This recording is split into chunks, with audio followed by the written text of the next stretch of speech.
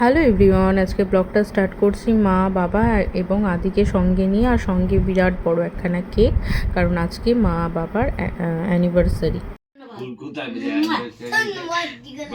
আচ্ছা, এই যে এখন কেক কাটার পর্ব শুরু হবে, চলো তোমরাও দেখো কেমন করে আমরা অ্যানিভার্সারি সেলিব্রেট করছি। Happy anniversary.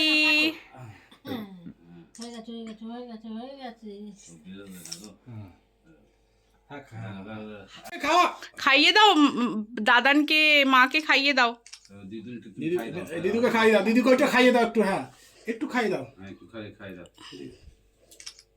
মাকে। দাদানকে খাইয়ে দাও, দাদানকে খাইয়ে দাও।